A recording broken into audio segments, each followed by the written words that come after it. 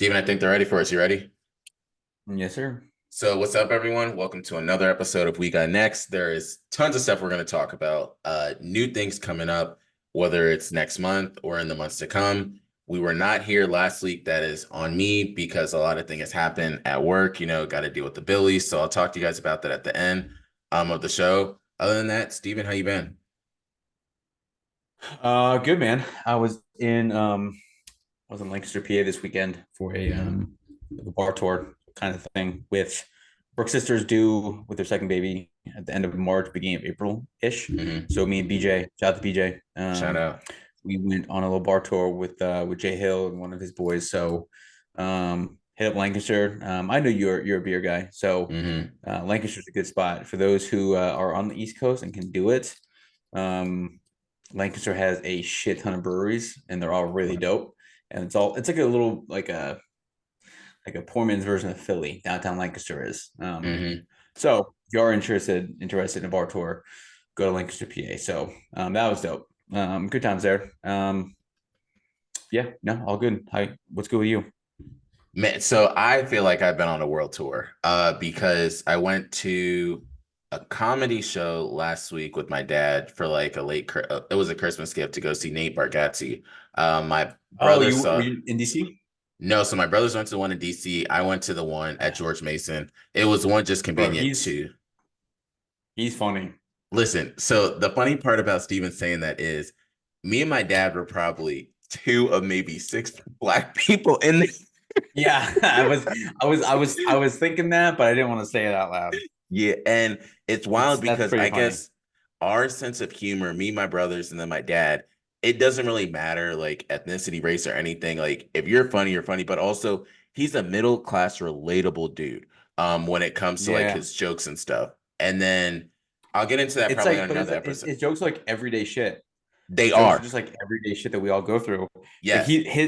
his delivery is what get it's very like dry. He's very like monotone, That's what it is. like very monotone, but it's like he's quick. And it's Mm-hmm. yeah, so yeah, I'm a big fan of him. Yeah, so I did that. And then also my first day at work, which is why we didn't have the show, my new job ended up taking the directors and like VPs out to the Capitals game. So we ended up seeing the Not the Capitals. homies. And what's funny is about us going to the game, my friend does like the in-game different play stuff for the audience. So shout out to Mike, but I was texting him during it and I said, yo, let's see if you can end up finding where I am. So I told him I was as much money as this company brings in, and I can't say the name of my company because I'm going to talk a lot about the company throughout the different episodes. But if you start to catch the clues, you'll get it. But we were in the 400 level section. So I was texting Mike saying, I can damn near see the heavens from up here. The only other thing farther back than my seats that I had with my teammates was when I went with Steven to the Ravens game. That's the only. Oh man, big dog. I was so pissed at J Hill. I was like, my So guy, you got the ultimate hookup, and you're putting your boys up in the heavens. in the that's the Oh only man, thing. I was I because you remember how I forgot we got to our seat and I forgot Dog, my he had to two walk beers and my down. pretzel. Had to walk Oh, I down. was sick, bro. I want to go Yeah. back down. Oh God. No. So we went to the game and we were up there. My boy Mike found me. And so we were just like chilling on the steps, like talking about old stuff. And everyone up there thinks he's like a celebrity. So that was like my first day. Then I had the comedy show that I went on. Then I probably did something else. I've been going to like a bunch of different bars and stuff, kind of just watching games, testing stuff out. But I'm more so prepping because these next 2 months we might be doing the show like random different places. It'll be like Steven chilling at the house, and I might be in New York because we have NFT NYC coming up, so we'll do that. And they might have a yacht party again, so I'm trying to see about that. They're going to Oh, do yeah, nice. they're Yeah. thinking about that. They're doing an NFT like basketball tournament, so I might try and see if I can get footage from that. Then the week after that, Steven and I will be gone. And then the week after that, I might be in Sweden. So it's going to Wait, be what are we going? Oh, April. April. Yeah, so this is like April stuff. Because the first week I'm in New York, then the second week, probably us.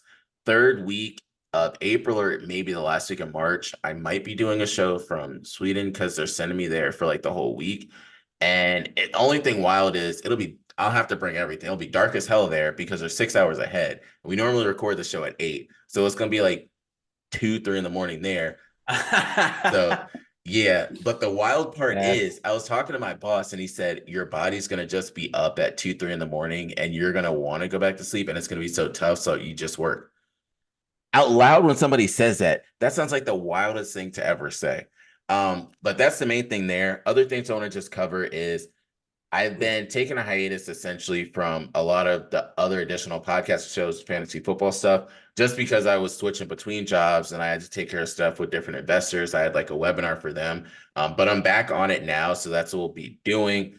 A lot of the stuff I'm going to bring up in the sports section is the NFL scouting combine, which I'll want Steven's thoughts on. And then kind of just Bitcoin hit 57,000. So that's been the big thing that a lot of people want to talk about. There's a lot of NFT talk.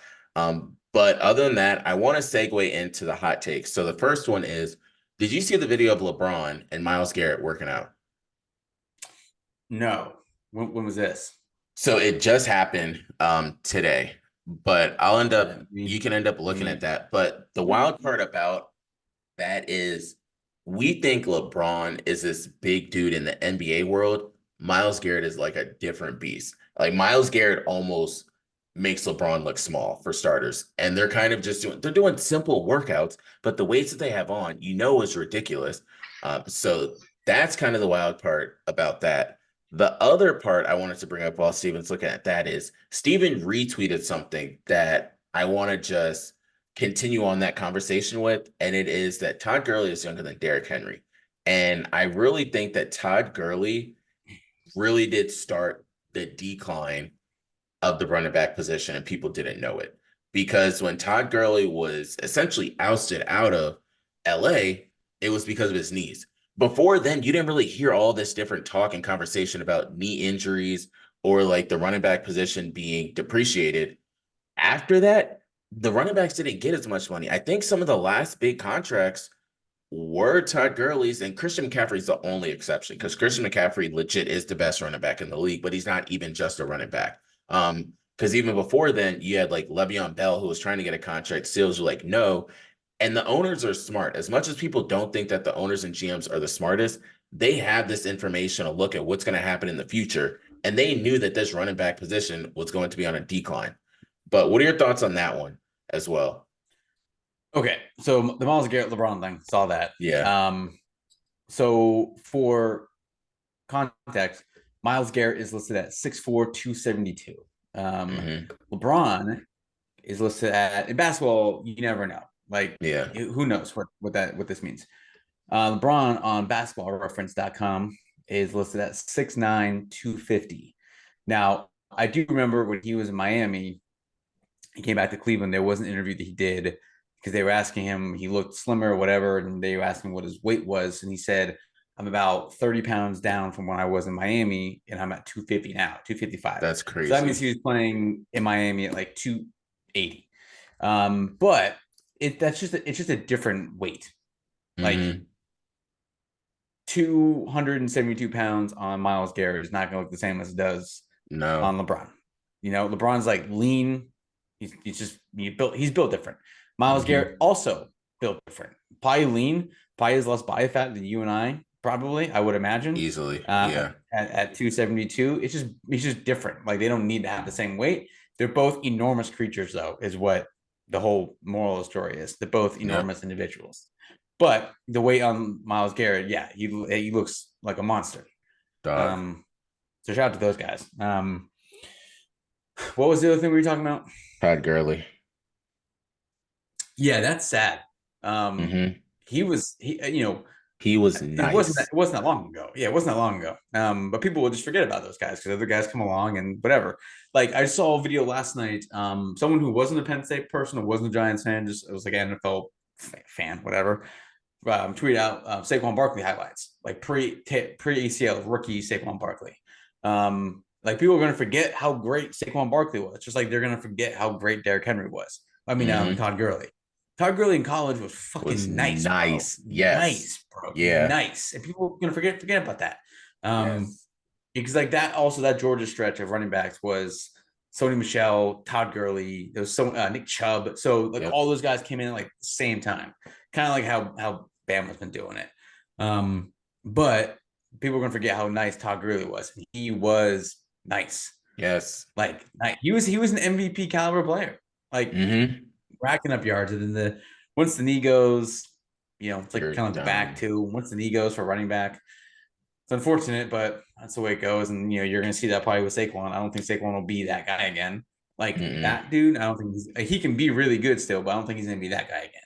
Which Yeah. sucks because that Saquon Barkley and that Todd Gurley are like, Different. you know, They were. yeah, different. They were, heading down a really insane career path. So that's very unfortunate. And like, and this goes to show how like not human Derrick Henry is, how he's survived this long and not have like, catastrophic injuries or, a 20, or, something crazy. And he's still taking a beating and still going. That just shows how crazy of an athlete he is. But there's a lot of running backs now hitting the market. Barkley, Derrick Henry trying to get some love. See the Ravens interested in both those guys. I'd be pissed if Saquon Barkley went to the Ravens. So the Chargers maybe for Barkley. I don't, these guys are going to demand some money, but Austin Eckler, I think I saw his name pop I don't up think he's going for. back to the Chargers. I mean, again, he's another guy like he's kind of plateaued and now he's kind of falling off. So, Yeah. um, yeah, it's the running back market. I get it. These guys want to get paid. I don't blame them. Like, you know, only in sports though. Like this is one of like the negative things. Only in sports though Yeah. can you be like really like the best of the best at your job. Like their job Mm-hmm. is to run the ball, block, do all that stuff. And those guys that we're mentioning are like a healthy Saquon Barkley is one of the best running backs in the league for sure. Yes. But like Yeah. only can you like be the best of the best and not get paid what you probably should be getting paid only in sports, right? Mm-hmm. Which is unfortunate, but that's how the NFL, running back market goes, and that's why you don't see too many of those guys go top 5, top 10 anymore, unless they Yeah. like are just can't miss prospects. But yeah, there should be. I don't think those guys are going to get the money they want, especially guys like Barkley who've been hurt. But they'll get paid, and hopefully they go to a winning team. I just want to see those guys, and I want to see Barkley on a winning team. Yeah. Like, please, for the love of God, just don't go to the Ravens. Anybody else. It's like when guys commit to Ohio State or transfer to Ohio State. It's like anybody, come on, anybody but Ohio State or the Ravens. So shout out to running backs though. Shout out. So my big thing with that is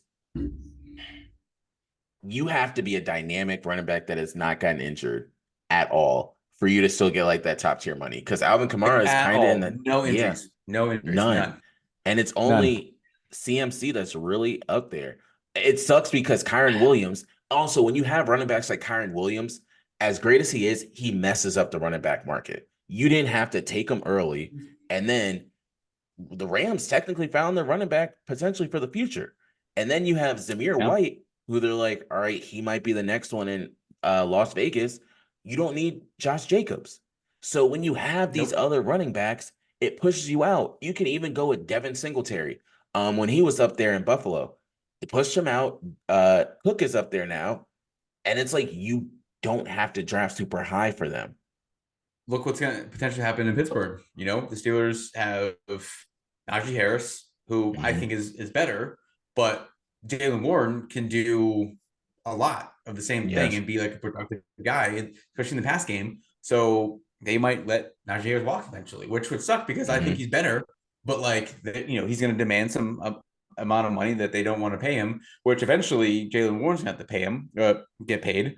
But Yeah. like, he'll probably be released by the time. So they'll get like, a handful of years with him, 3-4 years at like a very base contract where they don't have to Mm-hmm. pay Najee Harris and ride it out and then release him after that. He'll probably still be like 30 and like going downhill by then because it's just Yeah. how the running back shelf life works. But Exactly. shit, get money, get paid, right? That's what you got to do. And going into the last one, speaking of get money, get paid, Stephen probably won't say as much about it. I'll say my thoughts, but Caitlin Clark already has her number on the court. And I have mixed feelings about this. One, she's great in college basketball, but there's no reason. And people were saying, there are dead people that don't even have their numbers on the court. Yeah. Yet she's Yeah. getting her number on the court already. And the only thing I will say is, so this lady at my job, she's from Iowa. And I didn't even have to bring up Caitlin Clark, and she knew what I was going to say. And I said, I was talking to my friend, i.e., Steven. I was talking to Steven, and I hope you know, like, Iowa's going to be nothing once she leaves. She was like, I know, we're just not prepared for it yet. And they know once she's gone, Iowa, damn near in any sport, is non existent again.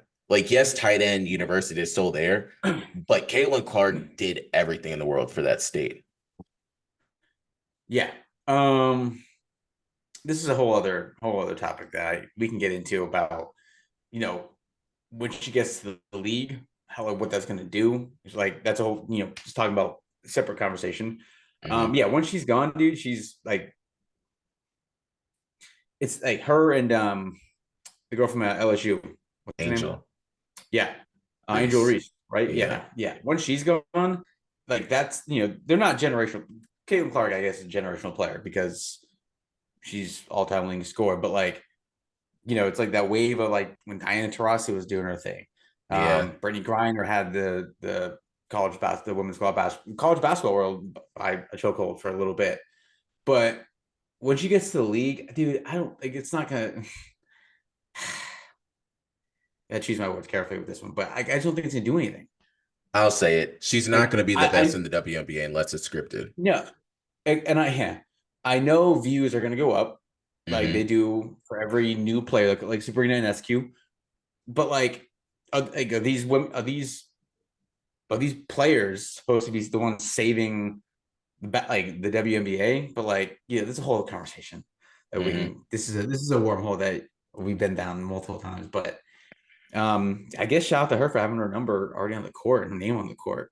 Yeah. She is college basketball's all time leading women's college basketball all time leading scorer. So like that means something. But and I agree with what Jay Williams said. I don't agree with everything he said about this, but like you got if you're gonna be looked at as like that person and get your number retired, do all that stuff, and be like looked as the GOAT of women's college basketball, you got to win, right? You're doing all this Like and you don't win, and she's not you going to got to win. win, man. They're not going to win. But like you got to, like that's how it works. Mm-hmm. Like Diana Taurasi, all those UConn players. You know why? Like sure, like yeah, they won 700 games in a row, but like they They won. did. They did. They They had dominated, a bro. streak. Candace Parker, she won. Sue Bird, Yes. she won. All the greats have won. So yes, like Caitlin Clark will always have her name as the all-time leading scorer, but like not having a title, that's a big deal. So it's Yeah. gotta, and they have a big game this weekend, I believe, against the Ohio Ohio State State. University. You Yep. see those ticket prices, by the way? Insane. 400 plus 462 is the lowest one. Are you kidding me? for what reason? That That's is crazy. insane, dude. That is nuts. One thing I will Four say, $62. I'd Steven, only that's pay that wild. for a national title game, dude. Steven, is this like her last game? Or I don't even know why, but I You want guess like you said World Tour earlier, like that's what Caitlin Clark's yeah, going on right now in that's what college she's doing. basketball. And people are paying the prices. Look, I'm gonna just tell everyone out there, I only paid $20. I was not paying 400. That's I 20 don't I times don't the get amount it of money though. I paid. Like were people paying this much to see the names I just mentioned? Because I don't think they were. People No, aren't paying this to see Angel Reese at like LSU. no. Like LSU She just played didn't at have a Tennessee. I tour don't know like ticket. this. I don't understand it. Like, is it just because it's because she's the all-time leading scorer? Like, no one does anyone give a shit about that? It Like, I'm it's a lot of things. Some of the narratives Steven already brought up, we can't talk about on the show, but some of the other is and I was talking to some people at the University of Maryland game. She's regular. Like she's not extremely athletic. It's not one of those, we've seen some super athletic athletes. She's just a regular person. And just gets buckets though. she does, and she can chuck it up from anywhere. That's the thing. Her team is not good. I'm just going to let everyone know they're not winning a They're championship. not. The team is They're not good. If you look Nope. at the losses, they either win by a good amount or they're losing by like 10 to 20 points. And when you get to Mm-hmm. the tournament, they're going to lose because those other Mm-hmm. teams out there, someone that I think people should watch out for, I don't know how well she's going to do in terms of the tournament, but Juju Watkins at USC, Mm-hmm. she's been Yeah. balling. It's nice. And people don't know because Caitlin Clark is the face of everything. So when you have teams like LSU that's doing good, South Carolina that's doing well, Ohio State that's doing, you don't even know Ohio State is number 2 because everyone's focused on Caitlin Clark. Mm-hmm. So, and they're only still so high up in the top 25 because of Caitlin Clark. I promise you, if they Yeah. had this same record without Caitlin Clark, they would not be that high up. No one gives a Um, shit, dude. no, but the same way Steven talked about a wormhole, I want to use that as a segue to end up going into the finance and crypto things really quick, because one of the things in a wormhole is one of the biggest airdrops of the year, people are saying, and is the wormhole and crypto airdrop that if you have a DGOD, a Mad Lad, or a Ute potentially, you will be able to be eligible for this airdrop. Also, if you've been using the backpack exchange or just going back and forth between the wormhole, you can use that. But that's not even the biggest news in crypto. Bitcoin hit $57,000, which is huge because we're that much closer now to the all-time high of Bitcoin, which is 69,000. Another thing that I just wanted to let everyone know about, they just had NFT Paris, which was a big thing. The next one that people are focused in on is Denver, that's happening right now. And then we have NFT NYC. And your boy's going to be at NFT NYC. They also have like a basketball tournament that's going to be happening probably that Saturday. I have to see what Sunny, what day he ends up going with. And then another thing that is happening is just some of the other small events that are going on around. We have like some Bitcoin events that are happening. And for those that are like, we don't really get into crypto, well, I have something in stocks that people should focus in on. And it's CLSK, aka CleanSpark. And CleanSpark is another one of those Bitcoin miners.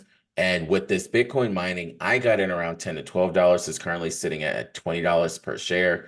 So if you got in, congrats. I do think it's going to be able to at least 2x from here. So I don't think that you're late. As long as Bitcoin runs up, a lot of these other stocks will continue to run up with it. Another one is MicroStrategy. If anyone knows about MicroStrategy, you know that that's another ticker that focuses a lot on Bitcoin. The brain behind that is Michael Saylor. He's been taking out loans from his company to end up buying more Bitcoin, and he's up over $2 billion on his investment from that.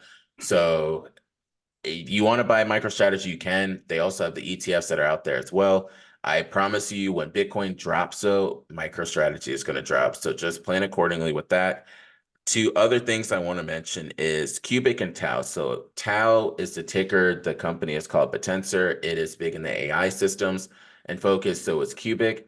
And the reason why this is all important is NVIDIA just keeps hitting all-time high after all-time high after all-time high. I don't care what industry in the world that you're in. You probably have heard of NVIDIA, and it's just because they've been doing so much out there. If we just look at what NVIDIA's price is, because I just was looking at this recently. And so currently their price is at $787 per share. And that comes out to a market cap right now of $1.97 trillion. A lot of this is just on the back of the AI narrative that they have behind it. And they keep killing earnings year after year and quarter after quarter. Last time at this point, well, actually, January of 2nd, 2024, they were sitting at a share price of $481. They're now sitting at a share price of $787 per share. If you just look at it from the 1 year landscape, so March 1st, 2023, NVIDIA was sitting at $226. Now, of course, we just said it's sitting at $787. So that is over 2x from if you got in, or that's $554 per share that you end up making off of that. So that's just some in terms of the stock side of it. And then also the cryptocurrency side of it. Just continue to focus in on a lot of different cryptos on Ethereum, Bitcoin, and Solana. Those are going to kind of be the big ones. If for any reason you guys know we're looking to bonk, they have something called a bonk miss and also the year of the dragon. So if you were to just lock up your bonk for 6 months, you will get a good return on investment. Segueing that into different things that are investments in terms of the sports world. And I want to start with the Minnesota Timberwolves. The T-Wolves have been on a run, and I'm going to start and just say the Timberwolves are not winning the championship. I don't care what you guys say. They're not going to. Yes, they're in first, but what are your thoughts on that? Also, do you think that they can win a championship with Cat Williams, No. aka Karl Anthony Towns? No. No. No, I don't. Not yet. I think they got to go on one of those streaks of like, making it to the second round or making it to the conference finals or going through that process before you start talking about them as a serious title contender.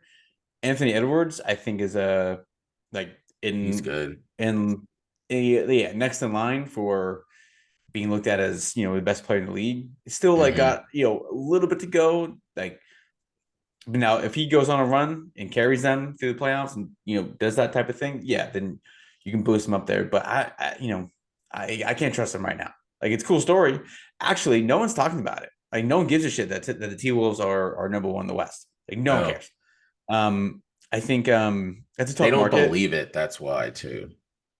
Yeah, exactly. Like, it was different when KG was it was in Minnesota and they were making the playoffs, and they never won anything, but KG was a dog. So he Yeah. was one of the best, like, top five, borderline top five players in the league. Um, and he was one of the best power forwards in the league, if not the Hmm. best at one point.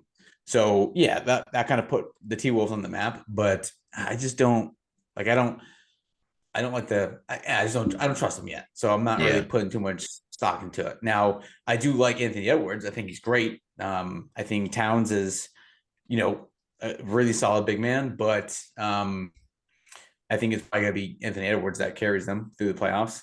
Hmm. They got some OGs like Mike Conley. But again, Hmm. if you're telling me that, like, they'll get the Lakers, I know I use the Lakers a lot, but just for shits and giggles, if they get the Lakers first round, Lakers go in the play in, do all that shit, whatever. If they get the T Wolves in the first round, who am I gonna pick? Come on, like, I'm not picking the T Wolves over the Lakers, right? I don't know who I'd pick them over. Maybe the Thunder, probably, but like, I'm not picking them over the Mavs. I trust Luca, seen him do it. KD, Suns, I trust them. I've seen them do it. Warriors, obviously, I would trust the Warriors over them. So they gotta beat one of those teams and not beat, like, even the Clippers. I would trust the Clippers more than I would trust the T Wolves. So Hmm. yeah, they're probably like fifth or sixth in the West in terms of teams that I would say, yeah, they can win it, sure. But what are the odds? Probably not pretty good. If we're being realistic, based on everything else that's going on in the West and like how teams have gone, so far before. I put a lot of teams ahead of them. So you remember when Michigan was blown because they didn't get to play Florida State in the national champion, well, the college football playoffs? Mhm. I feel like, okay, so 7 through 10 in the West is the Kings, the Mavericks, the Lakers, the Warriors. I promise you, they are all hoping that they can play the Timberwolves or the Thunder. You don't want to make it in to number six, because if you're number six right now, which are the Pelicans, you're playing the Nuggets. If you end up making it to number five, you're playing the Clippers. I would rather play the Timberwolves or the Thunder than play For sure. the Nuggets or the Clippers. So the Mavericks, Lakers, or Warriors, one of them are getting the Thunder, one of them are getting the Timberwolves. I can see the Kings going to number six and the Pelicans going to number seven and then losing to one of those three. Even the Mavericks, I know the Mavericks, like, all right, we can end up doing some shit. Like, Edwards is good. And I don't think that Rudy Gobert is great, but he's going off of his name in the past. I don't think that three or trio or big three is able to beat the Lakers or the Warriors. Maybe the Mavericks. The Thunder, absolutely not. The Thunder are not winning a championship either. But No, it's one of those, the Thunder are way ahead of schedule for sure. Way ahead of yes, schedule. So 40 good for wins. them. Yeah, like, good for them. But like, they got a ways to go.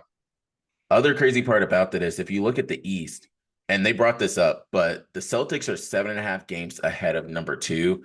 And if you look at that in comparison to the West, that's the difference between the Timberwolves and then the Mavericks. So 1-8 is the same Yeah, as 1-2 in the East. We're yeah, kind that's of back crazy. to what it used to be back in the day with the West. Why is that? Why was it only the West that was like competitive? I don't understand that. It was always the West when we were growing up. It was The East was always like it was like teams took turns being the number one seed in the East, and like no yeah. one else was competitive. Nope. Like, I don't understand how, like, the West was stacked. It was. Kobe and Shaq, Dirk, Duncan, Garnett, Yeah. and when the Kings were doing their thing with Bibby and Weber, like, all these teams, the Rockets were doing their thing. Like, yeah, god damn, it was only the West that was really good. Yes. Like, all the teams were separated by like one game the entire season, and then the East, it was like the Sixers when they had Iverson, the Pistons were doing their Hmm. thing, and then the Heat, whatever. But like, it was only one team. You're like, yeah, I'm gonna go just pick the. It's like the AFC. It's like yeah, there's a lot of good teams, but I'm gonna pick the Chiefs. Yeah. But man, the West is just I don't understand. It's always been that way. Hmm. Yeah. So that was kind of the big thing over there that I wanted to talk about. I want to go back a week and talk about All-Star Weekend. So you can just give Ugh. me your scope of everything and your thoughts over there. Oh man, it was a huge letdown. I mean, I don't know what people expected. The dunk contest was way worse than I was hoping for. Like, I, Yeah. I don't know what my expectations are for it anymore. But Wemby, oh my god, wow. Okay, I need to He's send you that clip. Oh my god, what the fuck? Hold on. Oh my Yo, and god. they've only won 11 games. That's the crazy part. Yeah, because you play 5 minutes a game, dude. Hmm. Um, that's sad. Yeah, I don't know what like I don't think you can do anything with the All-Star game. Or dude, they scored 211 points. There was These no days. defense. There was 200, none. bro, 211 points. That doesn't even make sense. I can't like I can't comprehend that. It's been close. Teams have gone on, and scored a bunch in the All-Star game, but like 211 points, dude. That's so Hmm. crazy. You're not playing any defense. Oh man, dunk contest, 3 point. I didn't watch any of it really outside of the dunk contest. Like, kind of had it on the background. I don't know what you do to like make it worth watching, but at this point, it's kind of just going to turn into the Pro Bowl. We have like a couple like random things, and you do away with everything else because like no one really in dunk contest. I don't know what you can do to make it save it. I guess bring it back. Like it would probably take having like a big name like a Vince Carter or LeBron or whatever, have one of those guys be in it. You can't have fucking Max McClung back again. Like No. you can't do that. Can't do that. Okay. So Or timeout. bring in Before like you keep going, yeah, the highlight that had you surprised.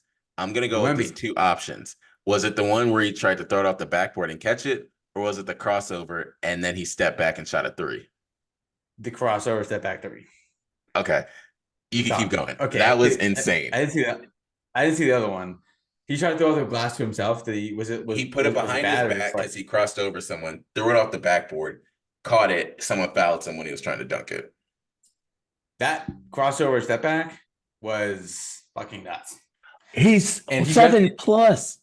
my man just learned how to do that probably too. Yes. He's you sent me the video of him doing it with Jamal Working Crawford. with Jamal And Crawford. yeah, he's man, he might have just unlocked a whole other thing. So that's gonna be fun to watch. But yeah, All Star game. I was the whole weekend was just a letdown. I think it's like that was probably like the worst All Star weekend I can remember. I can remember watching, which sucks because I really used to look forward to that. But like it doesn't do anything for me anymore, Yeah. which sucks. But I'm I not was gonna at lose a sleep over that one. I was at a bar. What is bad is the Pro Bowl and the All-Star game were two things in two different sports that I always look forward to.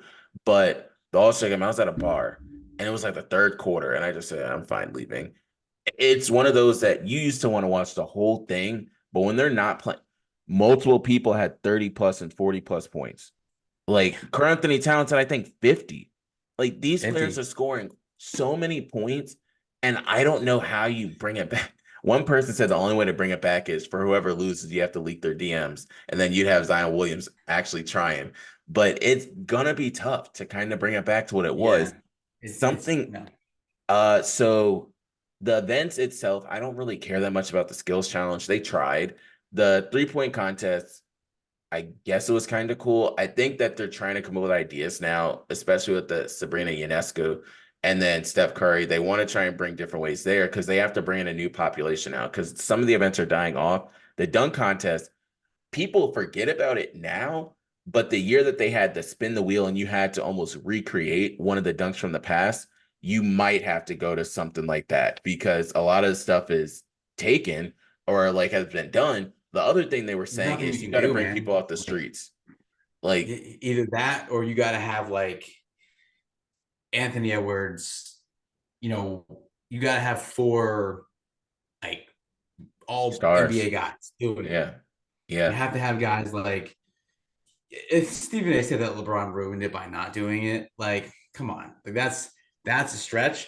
Now, would I Hmm. love to see like 2008 to like 2013 LeBron in the dunk contest? Yeah, because that would have been fun. I don't know, he would have done some crazy shit.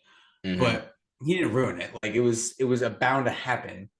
Even like Dwight Howard in it, like that got the people going. Nate Robinson's little run was annoying as shit. Hmm. I don't like that at all. That was it bothered me.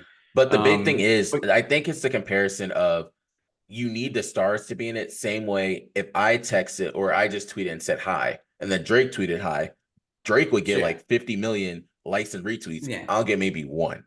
And that's kind of how it yeah. is with this. Shout Yeah, out to if that. shout out to your boy for being the Shout one. out. Yeah, and that's how it is. You have to be a name for people to end up Yep. liking it or wanting to get behind it, if anything. Now, I got some for you because we've been talking about a lot of jokes, and Steven talks a lot about the Detroit Pistons.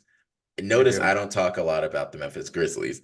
And I think I saw the stupidest shit in the world when Gigi Jackson was under the basket. Did you see how many pump fakes he did? Yo, it was like quick too. I thought it was like Yes, a when I saw the video, I thought it was like a glitch. I thought it was yes, like a just like a little spasm on the replay, but I mean, got 5 or 6 in there, dude, and like yes. the defender didn't even move.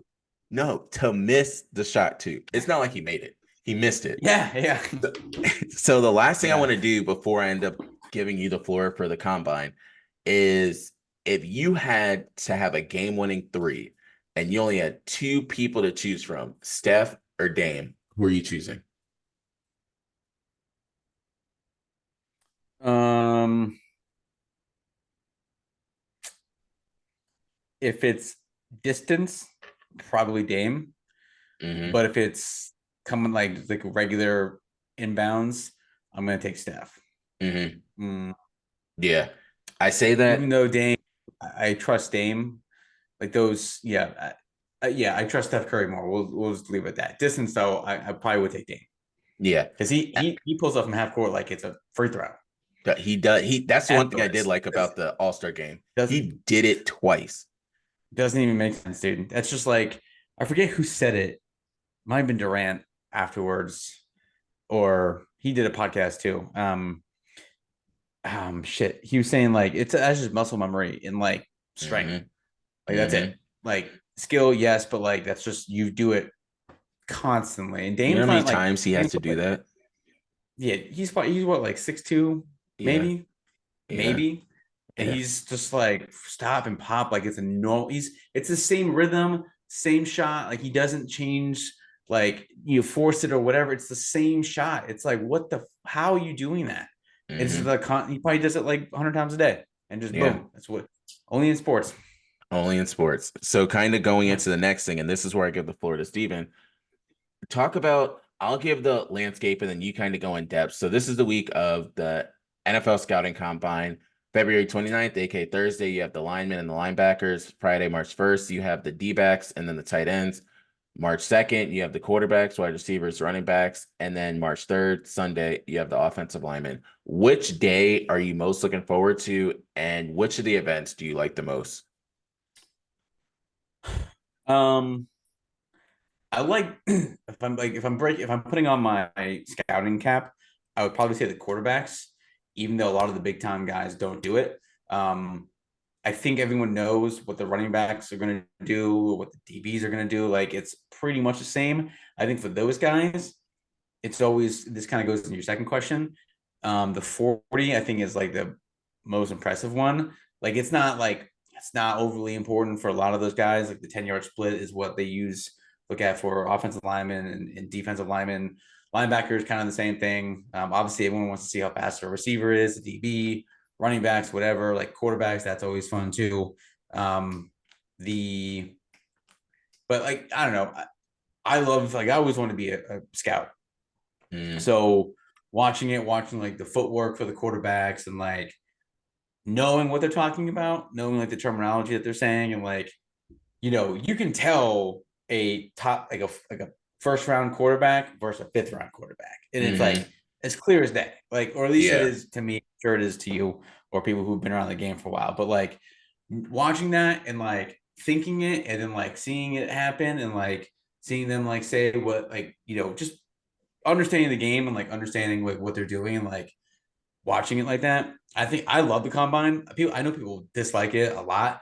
I think it's fucking dope. Now the other combines are not as impressive, but it is cool to see like I remember when Jadeveon Clowney ran a 4.45 or like a four Mm-hmm. five, and it was just like that was insane. Like, did it pan out and did it mean anything? Not really. Like, who gives a shit? Yeah. But like, it's cool to see like the hype around RG3 running at 40, or all those guys. So Caleb Williams, for example, not doing anything at the combine, not throwing, waiting until his pro day. Marvin Harrison Jr. isn't doing shit. No. He's gonna be there. He's gonna do interviews, do like the testing, like the psychological testing, all they do, and physicals and shit like that, measurables. But he's not doing anything. He's For just him, I think preparing it's for. smart. Yeah, I mean, Yeah. what does he have to prove? That's the other thing. So the other part of it is like, I don't put much stock into the combine. The Mm-hmm. combine is just like, you know, going for examples, like Saquon Barkley, when he was at the combine, everybody knew that he was either going to run a high 4.3 or a low 4.4. He did. Everyone Mm-hmm. knew he was strong and was going to bench a lot. He did. Everyone knew he was going to have a high broad jump and a high vert and all that stuff. And everyone knew that he was going to look really good on the field, and he did. And everyone knew he was going to be a top 5 pick, and he was. And it's Mm-hmm. like the lesser guys, like the smaller school guys, or the guys who like are maybe like kind of you're like Spencer Rattler. He's a guy Yes. who can make a lot of money at the combine. I think Yes. he's super underrated. I don't, I don't. He could eventually be a starter. I've always been a big fan of him even when he's coming out of high school. He's got a little bit of arrogance to him, but A little. again, it's one of those put him in the right system type of deals. But you got to have that as a quarterback. But he's a guy. If he tests well, running wise, not that big of a deal. But like he's got a, you're throwing on air, so it's like just go look at the film. This dude put up 400 yards against Tennessee. And like he can do it. So the combine just kind of like, all right, we've seen this on film. Let's just kind of run through the motions and just see kind of what they can do. And what pretty much everyone's going to do. So it doesn't Mm-hmm. really mean much. I don't put much stock into it. The film is what matters, and going to watch that and all that kind of stuff. But I think it's just a cool event to see all these guys and how fast these guys can be, how strong they are, like just kind of confirming a lot of different shit. So I'm a big Mm-hmm. fan of the combine, and seeing an offensive lineman run like a 4.8 type of That's shit is insane. crazy. Yeah, Yeah. so I'm a big fan of it. I know you are too. Yeah. So I look at it from a different landscape. There's this one dude online, and I'll kind of segue into it. His name is Sleazeball FF.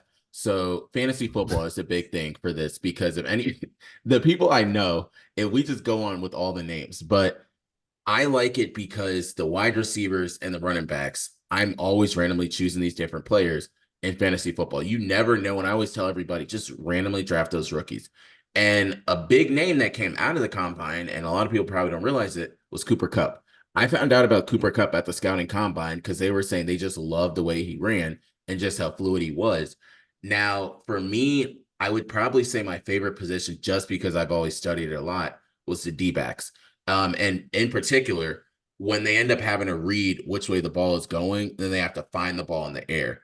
And they show you the ones that are fluid in their movement and the ones that definitely like need to have like more technique. You can And the tell. big, Yeah. yeah, you can tell. And the big way is if they're guessing which way that ball's going to go, that's not what the coaches are looking for. They want you to just read what is happening with the ball. And then how fast can you cover ground to get under the ball is another one. Because that's when you see the cornerbacks that have hands and the ones that just are out there, just more so just Yeah. guessing and trying to get it.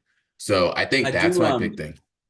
I do think also it's valuable for the quarterbacks too, because like yes, you're throwing on air, there's no pressure, like whatever, but like your timing, your rhythm, like your drop back, your stance, like the things that like you have been working on for the last 3-4 years, Mm-hmm. like that shit comes out. Like I remember when Andrew Luck did his, was it Andrew Luck? I think it was Andrew Luck when he was at the combine. Man, he just looks like some of these guys just look like they are already ready to go.